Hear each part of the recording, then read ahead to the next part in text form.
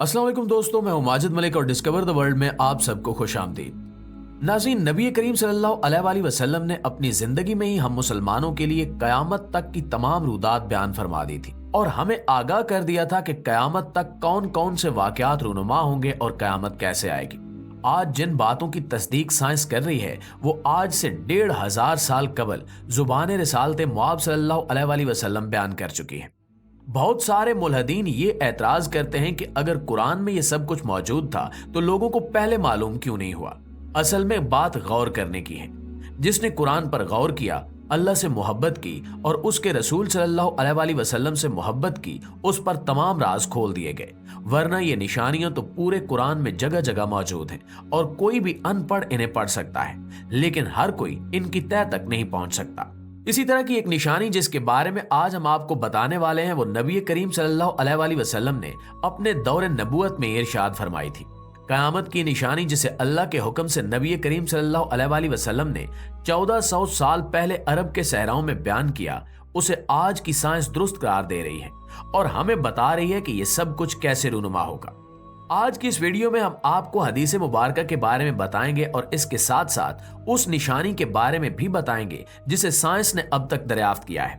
इसके साथ साथ हम आपको ये भी बताएंगे कि कुरान करीम में इस निशानी के बारे में क्या इरशादात मौजूद हैं। इन तमाम निशानियों के बारे में मुकम्मल तौर पर समझने और जानने के लिए इस वीडियो को आखिर तक जरूर देखिएगा।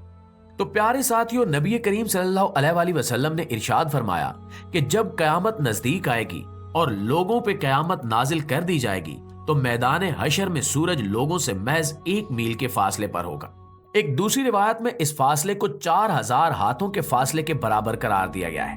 पहली रिवायत सैयदना मकद रजी अल्लाह ताला अन्हु से मरवी है, जबकि दूसरी रिवायत सही मुस्लिम में मौजूद है। देखने और सुनने में ये बात बिल्कुल भी मंतकी नहीं लगती कि सूरज जमीन के इस कदर नजदीक कैसे आएगा और फिर भी लोग इससे कैसे महफूज रहेंगे। लेकिन इससे पहले हम आपको कुरान करीम की एक और निशानी के बारे में बताते हैं। दोस्तों, जमीन से सूरज का फासला तकरीबन 15 करोड़ किलोमीटर है और जमीन तक सूरज की रोशनी 8 मिनट 20 सेकंड में पहुंचती है। ये तमाम बातें हमें साइंसी मुशाहदात से मालूम हुई हैं और तमाम चीजों के जानने के बाद आज का जदीद इंसान ये सोचने पर मजबूर है कि आखिर कुरान में सूरज के मुतालिक जो बातें मौजूद हैं वो किस तरह से सच हैं। साइंसी मुशाहिदात और तजुर्बात के नतीजे में हम जानते हैं कि सूरज के मरकज का दर्जा हरारत 15 मिलियन डिग्री सेंटीग्रेड है, जबकि सूरज की सतह का दर्जा हरारत 5778 सेंटीग्रेड है। जब हम ये दावा करते हैं कि कुरान करीम में हर तरह की इंफॉर्मेशन मौजूद है और कुरान करीम में कायनात की तमाम निशानियां बयान कर दी गई हैं, तो मुल्हिदीन इस दावे पर बेचैन हो जाते हैं और जोरों शोर से सवाल करते हैं कि बताओ फलां चीज के बारे में निशानी मौजूद है या नहीं और फलां के बारे में कोई वजाहत की गई है या नहीं। नाज़रीन, कुरान करीम में हर चीज का जवाब मौजूद है, ये हमारा ईमान है। अगर हमें इसमें से कोई जवाब नहीं मिल रहा तो ये हमारी समझ का कसूर है और इसका मतलब ये है कि हम अभी तक कुरान के साथ वो लगाव नहीं रखते जो रखना चाहिए। कुरान की निशानियां हर ऐरे गैरे पे नहीं खुलती, बल्कि सिर्फ उन्हीं लोगों पे खुलती हैं जो तकवा इख्तियार करते हैं, अल्लाह के नजदीक होते हैं और नबी करीम सल्लल्लाहु अलैहि वसल्लम से मोहब्बत करते हुए अल्लाह रब्बुल इज्जत की वादनीयत पे सच्चा और पक्का ईमान रखते हैं। ये वही लोग हैं जिन्हें अल्लाह ताला इस अकल और हिकमत से नवाज देते हैं कि जिनके जरिए ये मुंतखब करदा पसंदीदा लोग कुरान करीम की निशानियों के बारे में समझ लेते हैं और इन निशानियों के जरिए कायनात के बारे में जान लेते हैं। कुरान करीम में अल्लाह ताला ने सूरज के लिए शमस का लफ्ज इस्तेमाल किया है।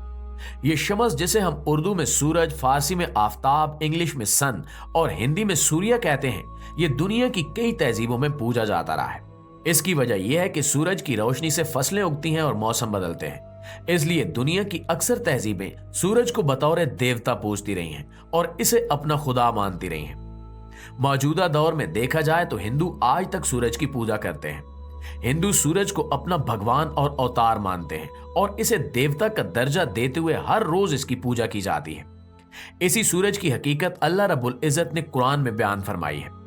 अल्लाह ताला ने कुरान में शमस का लफ्ज पहली बार सूरह बकरा की आयत नंबर 258 में बयान किया और आखिरी बार 30वें पारे की सूरह शमस में बयान किया, जब अल्लाह ताला सूरह शमस की पहली आयत में सूरज की और इसके चमकने की कसम खाता है। नाज़रीन, यहां से सूरत हाल बेहद दिलचस्प और खूबसूरत हो जाती है। अगर हम सूरह बकरा की आयत नंबर 258 से लेकर तीसरे पारे की सूरह शमस की पहली आयत तक गौर करें तो इन दो आयतों के दरमियान पूरी 5778 आयत का फासला है। आपको कुछ याद आया? नहीं तो हम बताते हैं कि यही 5778 का अदद है जो सूरज की सतह का दर्जा हरारत है, यानी 5778 डिग्री सेंटीग्रेड। लोग कह सकते हैं कि यह महज एक इत्तेफाक है, लेकिन क्या यह भी इत्तेफाक है कि यह लफ्ज जिस सूरत में आखिरी बार इस्तेमाल हुआ है उस सूरत में टोटल आयात की तादाद 15 है, यानी उस सूरत का अंदरूनी हिस्सा 15 आयात पर मुश्तमिल है।